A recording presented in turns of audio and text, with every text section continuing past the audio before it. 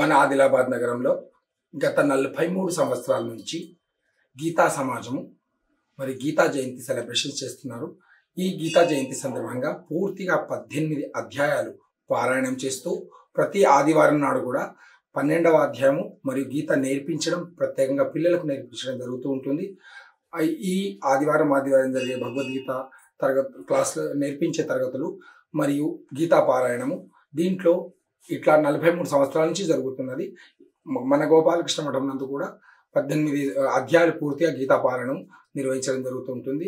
మనమందరం కూడా అర్థం చేసుకోవాల్సింది భగవద్గీతను ఏదో ఆధ్యాత్మిక గ్రంథంగా భావించకుండా, భగవద్గీత అనేది పూర్తి మానవాళి కోసము చెప్పబడ్డది.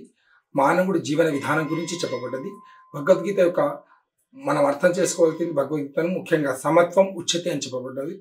సమత్వం అంటే బ్యాలెన్స్గా ఉండడం, ఏది కూడా అతి కాకుండా, అతి ఎక్కువ కాకుండా, అతి తక్కువ కాకుండా బ్యాలెన్స్గా జీవించడమే భగవద్గీత యొక్క ముఖ్య లక్ష్యము. తర్వాత భగవద్గీతలో ముఖ్యంగా భక్తి, జ్ఞానము, వైరాగ్యం ఇవి 3 కూడా చెప్పబడ్డవి.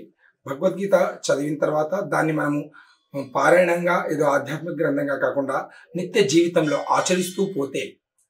జీవితంలో భగవద్గీతను ఆచరిస్తూ పోతే మానవుడు ఉన్నతమైన విలువలతో భక్తితో, జ్ఞానముతో మరియు అటాచ్మెంట్ లేకుండా వైరాగ్యంతో జీవించవచ్చు.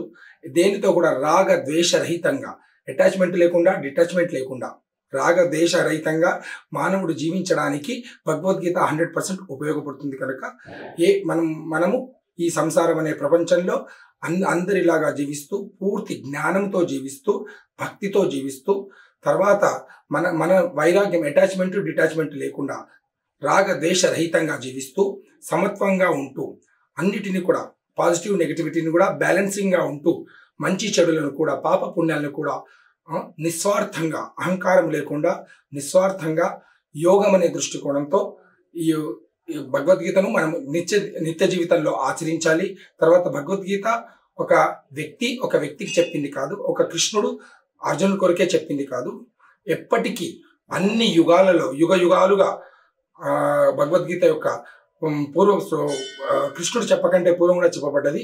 భగవద్గీత ఎవరికి ఎప్పుడు చెప్పబడ్డారు అనేది భవిష్యత్తులో కూడా ఈ సృష్టి ఉన్నంత కాలం, ఈ భూమి, సూర్యచంద్రుడు ఉన్నంత కాలం భగవద్గీత అనేది మానవాళికి, మన సనాతన వైదిక హిందూ ధర్మానికి అతి మూలమైన గ్రంథంగా భావించబడుతుంది.